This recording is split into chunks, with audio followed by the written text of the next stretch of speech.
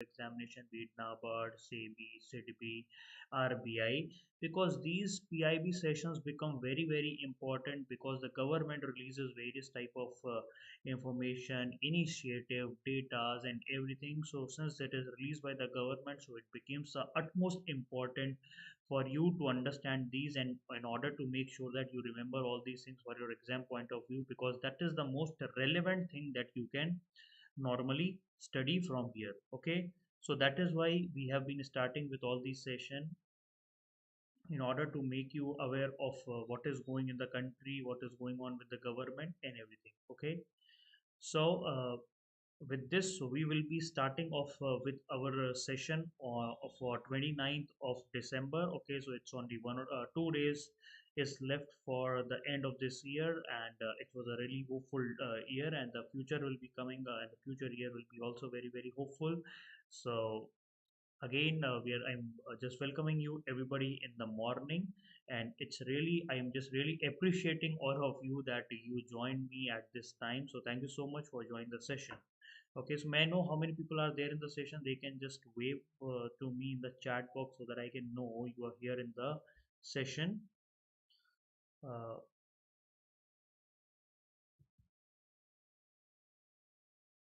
may I know how many people are there in the session?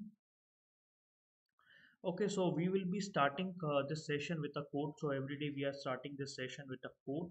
So let's see. So quote of the day is what? The struggle you are doing today is developing the strength you need for tomorrow. That means whatever struggle you are going to do today, whatever the study, whatever the hard work, whatever you are putting right now, okay, whatever the struggle you are putting, you are waking up, you are attending the class, because in the morning nobody feels like to sit in the class, right? Because you have other works also, but if you are sitting here, that means you are giving some kind of dedication to it. So that is a struggle of your life. So this struggle will develop the strength that you will be needing tomorrow, because since you are doing the struggle at this time, you will be powerful in the future, and those people who are enjoying right now, they will be having a problem in the future, because you will be ahead of these people in all the endeavors of your life. Okay, so the struggle you are doing today is developing the strength you need for tomorrow. Okay, so once again, welcome to the session, and let's start the session. So the first question for today is with a reference to Prasad scheme under Ministry of Tourism. What does A stands in the Prasad scheme? What does A stands for? What does A stands?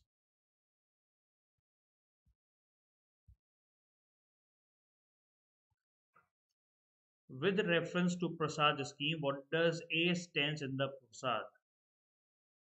What does A stands? What does the second A in the Prasad stands for? With reference to the Prasad scheme, what does the second A in the Prasad stands for? With reference to the Prasad scheme, what does the second A in the Prasad stands for? Approach, assessment, augmentation, or authority. With reference to Prasad scheme, what does the second A in the Prasad stands for? Approach, assessment, augmentation, or authority. If anybody knows the answer of this question, they can participate in the session. Even if you don't know the answer, still you can give a logical guess to it. If anybody wanted to give a logical guess to it, they can also give a logical guess to it. So don't worry about whether you are going to be wrong. So that doesn't matter at all. Okay. So Akshita, okay, Akshita is here. Hello, Akshita. Welcome to the session. She is a regular. She is always regular in my class. Okay, so I'm really, really appreciating her presence here. Okay, so with reference to Prasad scheme, what does A stands for? So the answer of this question is augmentation. Augmentation, because recently I have seen that in the CDB examination, in the last that has happened, there were question on like the full forms. There were question on full forms, because they most of the people read these schemes, but they do not know what is the full form of the scheme. So that is why these full forms are also becoming very, very important. Okay. So Prasad stands for pilgrimage, rejuvenation, and spiritual heritage augmentation drive. Okay, very important. Okay, very, very important. Now the next question. Prasad scheme comes under the Ministry of Culture, Ministry of Tourism, Ministry of Education, or Ministry of Jal Shakti. Prasad schemes comes under the Ministry of Culture, Ministry of Tourism, Ministry of Education, or Ministry of Jal Shakti.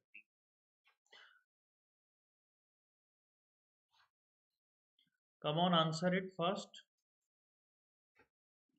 Prasad schemes comes under ministry. What ministry? Prasad schemes comes under the ministry. Which ministry it is coming on?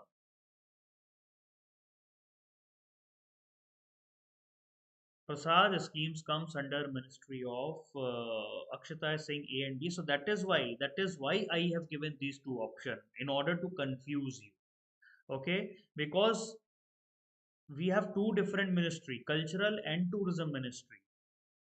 So you should better know what comes under culture, what comes under tourism. Okay, this type of question you should expect in the examination, because confusion has to be created so that you should be very, very exact in answering the question, right? So that is why I always keep this kind of question, so that your conceptual clarity gets developed. Okay, so the Prasad schemes comes under Ministry of Tourism. Okay, now Samakha Saralamma Janjati Pujari Sammelan is being recently inaugurated at Samakka Saralamma Janajati Pujari Sammelan is being recently inaugurated at Tamil Nadu, Telangana. Sorry, here not Tamil Nadu. We are putting here, sorry, Kerala. Okay, so two options became same, or Karnataka. What is an answer for that question?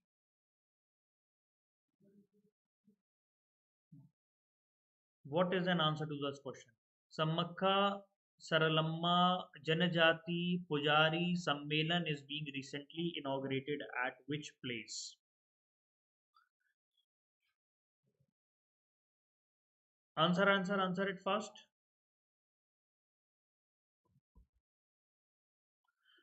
Samakha Saralamma Janajati Pujari Sammelan is being recently inaugurated at which place? Tamil Nadu, Telangana, Kerala, or Karnataka?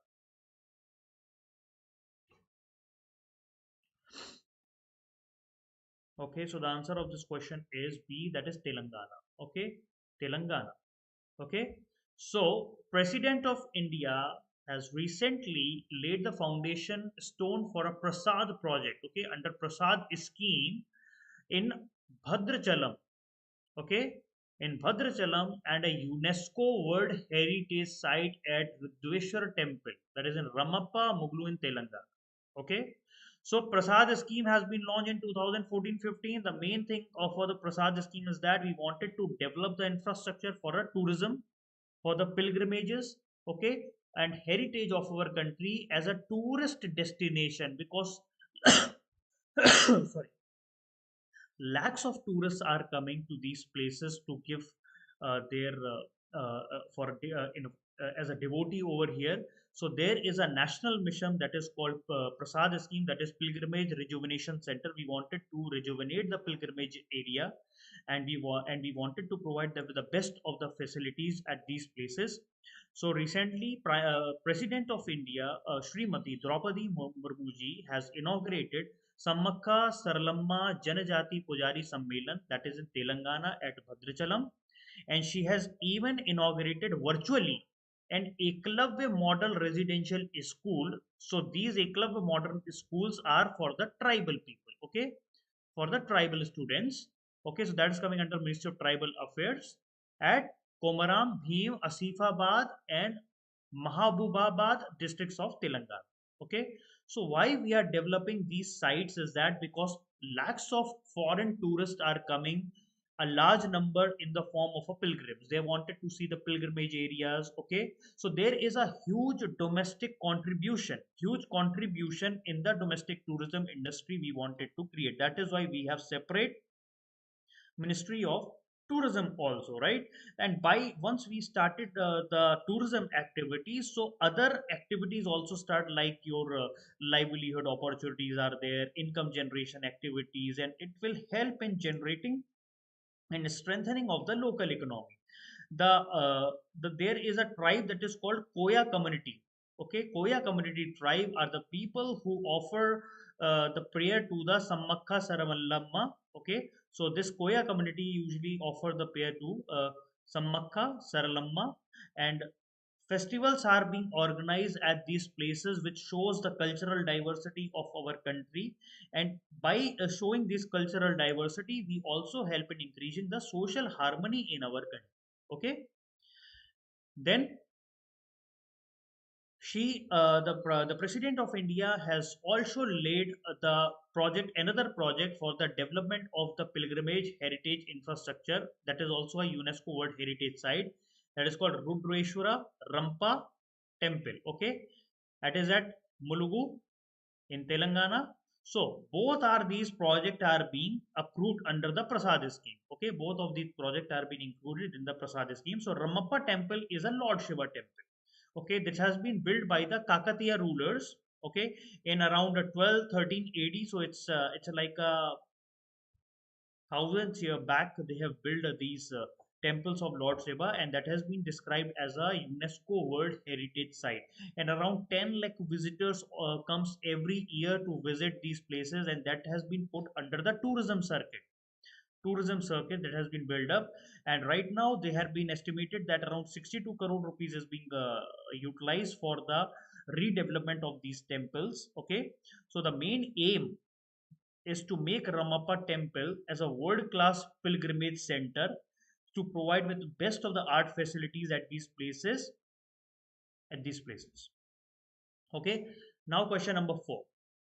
Eklavya Model Residential School were started in the year, that means EMRS. Eklavya Model Residential School were started in the year. What year they have been started? Eklavya Model Residential School have been started in which year?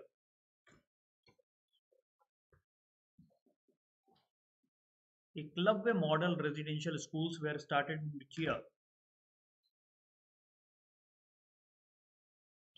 Eklavya Model Residential Schools were started in which year? 1997, 98, 1998, 99, 1992, 93, 1994, 95.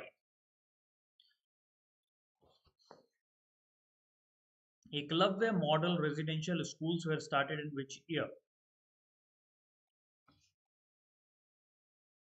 Eklavya Model Residential Schools were started in which year? 30 seconds I am giving for answering this question. 30 seconds. Eklavya Model Residential School were started in which year? 1997, 98, 1998, 99, 1992, 93, 1994, 95.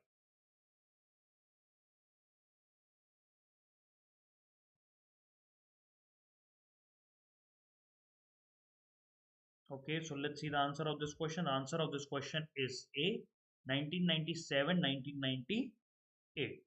Okay, so the next question under this is that Eklavya Model Residential School is open in the block with more than dash tribal population. 20%, 30%, 40%, 50%. Eklavya Model Residential School is open in the block with more than dash tribal population.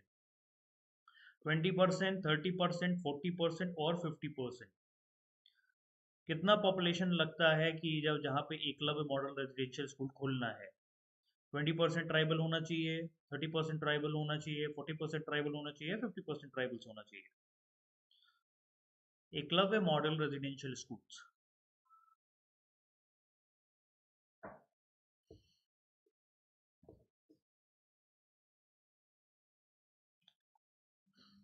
Eklavya model residential schools. Good morning, Akansha. Very, very good morning, Akansha. I think I think this is the first time I'm seeing your name, and really, really welcome to the session. Okay, and please be participative in the session always. And thank you so much for letting me know that you are here. Okay, Akshita is saying 50%. Okay, I'm giving 30 seconds more for the people, those who wanted to give an answer. They can also answer this question. Eklavya Model Residential School is opened in block with more than dash tribal population 20%, 30%, 40%, or 50%. Okay, so let's see the answer of this question. Answer of this question is D, that is 50%. Okay, at least 50%, more than 50% population should be there in order to open the Eklavya Model Residential School. Okay, recently, Draupadi Murmu ji, Srimati Draupadi Murmu ji, Honorable President of India, has virtually inaugurated two Eklavya Model Residential School in Komaram Bhim, Asifabad, and Mahabubabad district of Telangana. Okay, she has been on the visit to Telangana where she has inaugurated two UNESCO World Heritage. She has inaugurated. She had put two temples under the Prasad schemes for the development of these temples, and she has even inaugurated virtually two Eklavya Model Residential School. Okay, so Eklavya Model Residential Schools would be there in every block where 50% tribal population are there, or at least 20,000 tribal persons are living over there. Okay, so the main task of this Eklavya Model Residential School is that we wanted to provide them with a very, very up qualitative education for upper primary, secondary, and senior secondary level of education, like from class 6 to 12 for scheduled tribe populations. Okay, so union government is putting a club model residential school in every block with more than 50% of the tribal population, or more than 20, at least 20,000 people. So around 740 such a club model residential school will has to be established. And main thing is that we wanted to provide quality primary and secondary education, quality education from class 6 to 12.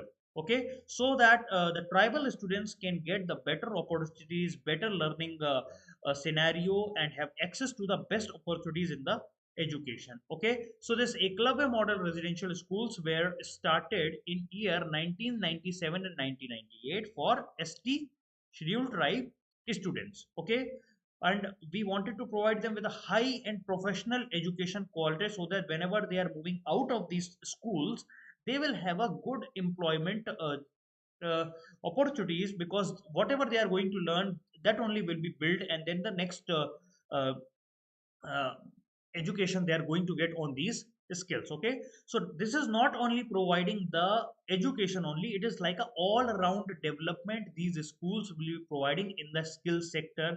Training will be given to these students. Okay, so each schools will be have a capacity of 480 students from class 6 to 12th. Okay, so construction of the schools and everything expenses to the state government also. Okay, they will be getting the grant under the article. So in the constitution only, under the constitution only, they have been given that the grant has to be provided for these schools, article 275(1) of the constitution. Okay, and recently in year 2022, okay, so government has revamped that, and these school will be built on par of Navodaya Vidyalaya. Okay, special facilities will be there where their special culture, there will be local art and culture will be preserved, and they will be giving training in the sports and the skill development, and their uh, core culture will be protected. Okay, their core culture will be protected in these schools. Okay, so as per our census data of 2011, because that is what we are having right now, there are around 564 such sub districts are there. Okay, and in which there is a ERMS in 102 sub districts are there. Okay, so thus around 462 new schools has to be opened by 2022. Okay, so this is a very, very important initiative for the upliftment and for the development of the tribal peoples. Okay, So government is looking for the holistic development of the tribal population of the country. So that is why the government has put a very low criteria, like if there is these much of people, 50% of the tribal populations are there, so they will be opening the Eklavya model residential schools over there. Because every person, every student, every child in our country has been guaranteed by the constitution this fundamental right. Okay, this fundamental right. Now, the G20 Sherpa for India is, the G20 Sherpa from India is Rajiv Kumar, Amitabh Kant, Arvind Panagaria, or Sri Ranjan Pal Singh.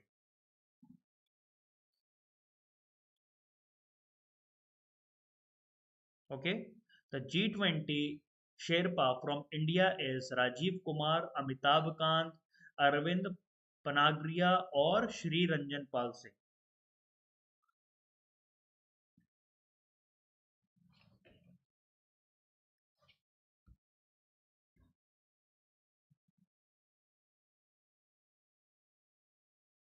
The G20 Sherpa from India is who?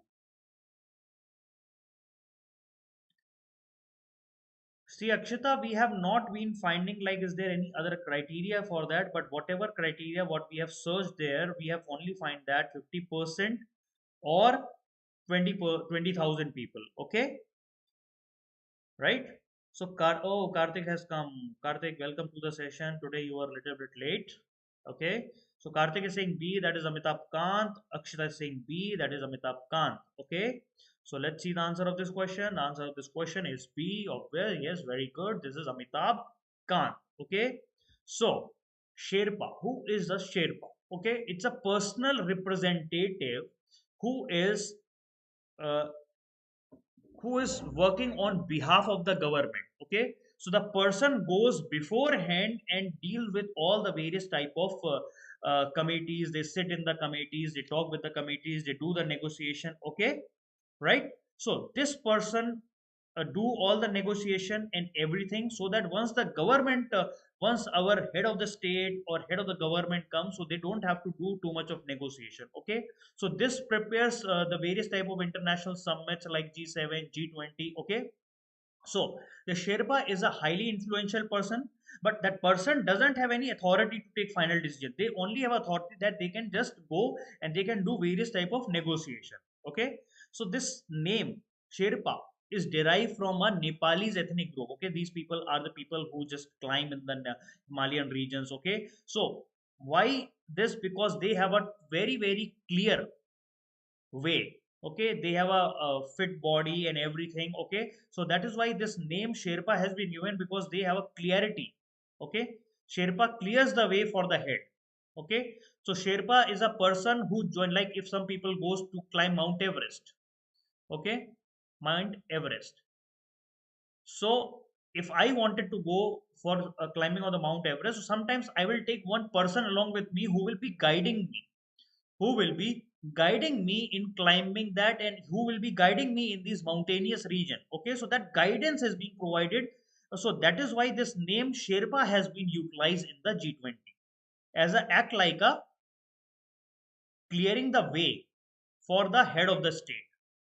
The person clears the way for the head of the state. Okay, now recently Sri Ashwini Vaishnav have recently launched the Stay Safe online campaign. Okay, Stay Safe online campaign, and there is a G20 Digital Innovation Alliance. That is G20 Digital Innovation Alliance has been recently launched by Sri Ashwini Vaishnav ji, because India is being now the chair of the G20 presidencies. Okay, so this online digital innovation alliance is the first type of program that has been launched worldwide by G20 or by any ministry. Okay, so we know that Ashwini Vaishnav is the Minister of Electronics and Information Technologies and Communication. He is also Minister of Railways. Okay, so this is a new initiative that is called Stay Safe Online. We all know that there is a lot of scams, a lot of misuse of the online space, cyber attacks, and everything's are happening, right?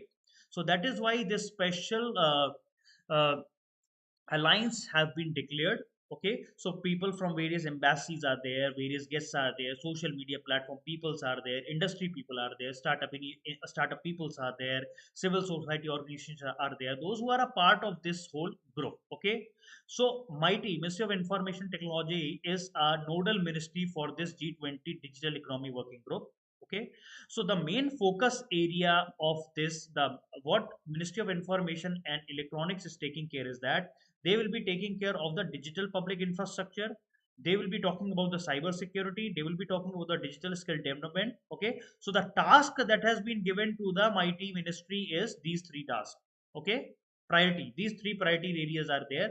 So under that, they have started with first thing, that is the cyber security initiative, that is Stay Safe Online campaign. Okay, so they wanted to carry out the vision of the digital transformation. Okay, like as you all know that right now we are running a digital India mission, right? We are running our digital India mission. We are running under that. There are a lot of work has to be done, and as you all know that every part of the country is getting digitalized and everything is working on a digital platform. So that is why the safety of the digital space, okay, safety of the digital space is of the utmost importance, or that is why we wanted to secure the people. We wanted to make sure that we should be in a proper innovative area, innovative solution. We should find it out. We have to make people future ready, digitally skilled, and cyber secure people we should rate. Okay, so the main objective for which this stay safe online campaign is being organized is that we wanted to raise awareness among the people,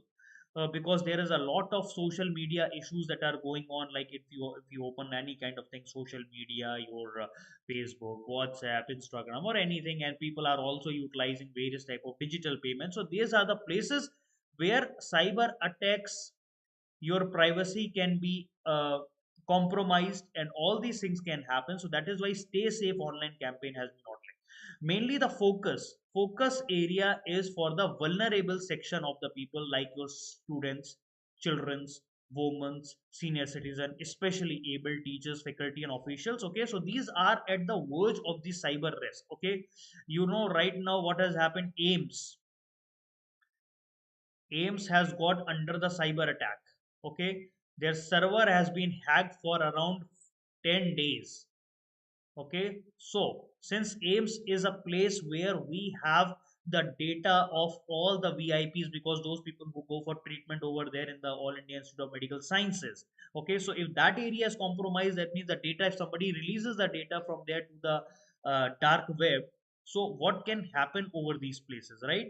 So that is why we wanted to make sure that cyberspace remain secure. Okay, so what is this G20 Digital Innovation Alliance is correct? We wanted to identify, we wanted to make sure that there should be a impactful digital technology that should be there, and we have to utilize these digital technologies in order to make the world secure for everybody. Okay, for humanity. And that is why we wanted to find out various type of critical important sector like agri tech, health tech, education tech, financial tech, secure digital infrastructure, and circular economy we wanted to create. Okay, so this conference will be held in Bangalore. Okay, and there are various people like entrepreneurs, startups, corporation, investor, mentor, everything will be coming, and they will be sharing their ideas on the digital innovation campaign for Stay Safe Online campaign. Okay, now question number 7. Dash ranks WAPCO's top consulting service firm in water and other infrastructure. ADB, IMF, World Bank, or NDB, New Development Bank. Dash ranks WAPCO's top consulting service firm in water and other infrastructure sector. ADB, IMF, World Bank, or NDB. Dash ranks WAPCO's top consulting service firm in water and other infrastructure sector.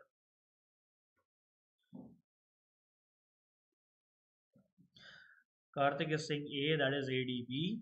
Okay, do you have any logical reasoning for that, or you have simply answered that? Dash ranks WAPCO's top consulting service firm in water and other infrastructure sector. 30 seconds I am waiting. If anybody wanted to give an answer, they can answer that question. Dash ranks WAPCO's top consulting service firm in water and other infrastructure sector. Okay, so let's see the answer of this question. Answer of this question is A, that is ADB. Okay, Asian Development Bank. So WAPCOS is a government India enterprises that is coming under Ministry of Jal Shakti. Okay, so Asian Development Bank has recently released their report. Okay, like from where they are doing their annual procurement, everything. Okay, so they have ranked WAPCOS as the top amongst the consulting firm in the service sector of water and other infrastructure sector. Okay, and WAPCOS has only got the highest sanctioned financial amount from the ADB. Okay, so WAPCOS is the topmost three consulting firm from India that is providing consultancy to the Asian Development Bank, and WAPCOS has got the highest sanctioned fund from the ADB. Okay, so WAPCOs provide the ADB loans are getting grants and technical assistance project in energy, transport, and water. Okay, so WAPCOs is the only Indian public sector featuring in the above categories. So, what is WAPCOs? WAPCOs is a top technology driven consultancy EPC company. Okay, engineering, procurement, and construction. Okay, that is a EPC kind of work they are doing. Okay, they are working in the field of water, power, and infrastructure, right? So this WAPCOS, apart from India, this WAPCOS company is already doing work in various other places like 51 countries in Asia, Africa, CIS countries, Pacific Island, and South America. Okay, so WAPCOS is known for water power consultancy service. Okay, WAPCOS. This is WAPCOS. WAPCOS Limited. Okay, so ownership is under the Government of India and administrative control is under Ministry of Jal Shakti. So this WAPCOS has been put under the incorporated on June 26, 1969. Okay, that has been under Act of 1956. So headquarter of WAPCOS is in New Delhi, and R.K. Agrawal is the chairman and managing director of the company. Okay, now Dash embarks on intensified TB elimination project in Uttar Pradesh and Chhattisgarh in collaboration with Central TB Division. Who embarks on intensified TB elimination project in Uttar Pradesh and Chhattisgarh in collaboration with Central TB Division? BPCL, Indian Oil, Hindustan Unilever, or Reliance? Who has started working with the Central TB Division for the TB elimination project in Uttar Pradesh and Chhattisgarh? What is an answer for that question?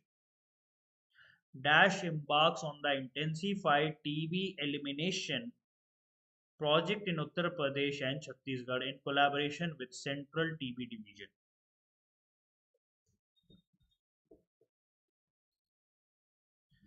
BPCL, Indian Oil, Hindustan Unilever, or Reliance. Okay, so Akshay is saying Indian Oil. Karthik is saying C. Hello Akshay, welcome to the session. Great to have you here. Okay, so let's see the answer. The answer of this question is Indian Oil. Okay, Indian Oil embarks on intensified TB elimination project in Uttar Pradesh and Chhattisgarh. Okay, yeah, the answer of this question is B. Now the next question. Government vision to end tuberculosis in India by which year? 2024, 2025, 2030, 2027. Government vision to end tuberculosis in India by what year? 2024, 2025, 2030, or 2027? It's okay, Akshita, no problem. Government vision to end tuberculosis in India by which year?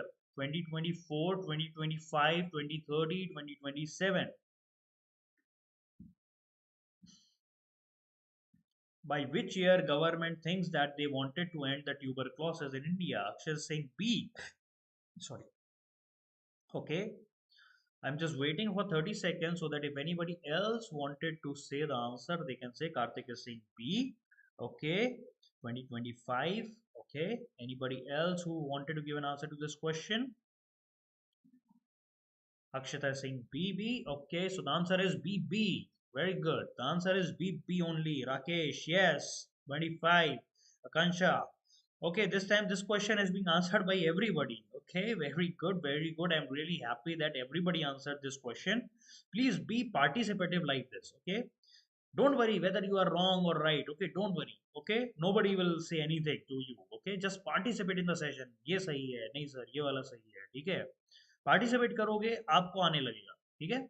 So Indian Oil embarks on intensified TB elimination project in Uttar Pradesh and Chhattisgarh. Okay, so India, as you all know, that there are various cases of tuberculosis that are happening in our country, and that is why India has a vision of removing tuberculosis by 2025. Okay, so Indian Oil along has signed a memorandum of understanding with Central TV Division, and then Central TV Division is under the Ministry of Health and Family Welfare. Okay, they have signed an MOU to counter the menace of the tuberculosis in the state of Uttar Pradesh and Chhattisgarh by taking the intensified TB elimination project. Okay, so we know that we have a vision of ending the tuberculosis by 2025, ahead, 5 year ahead of the target. Actually, we have to achieve by 2030, but we have said that no, we will be achieving that by 2025. Okay, so that is why we have started with a very ambitious strategy. It's a multi prolonged strategy. First of all, if you really wanted to remove the TB, it is important that we should do early identification first. Okay, and then early identification can be done. If the early identification can be done, it can be removed at a starting stage itself. Okay, so that is why proper prompt detecting techniques should be there. Okay, so Indian Oil is the first corporation that will be implementing large scale active case finding. Okay, active case finding in all the 75 districts of the UP. Okay, so that is covering around 10% of the population of our country for 3 years. Okay, so they will be introducing mobile medical vans. Okay, they will be all equipped with the modern diagnostic technologies, and they will be doing early case detection door to door, door to door. They will be going and finding out all these things. So this machines will be very cost effective. Okay, so that machine, that is diagnostic machine, name is TrueNat. Okay, cost effective diagnostic machine name is TrueNet.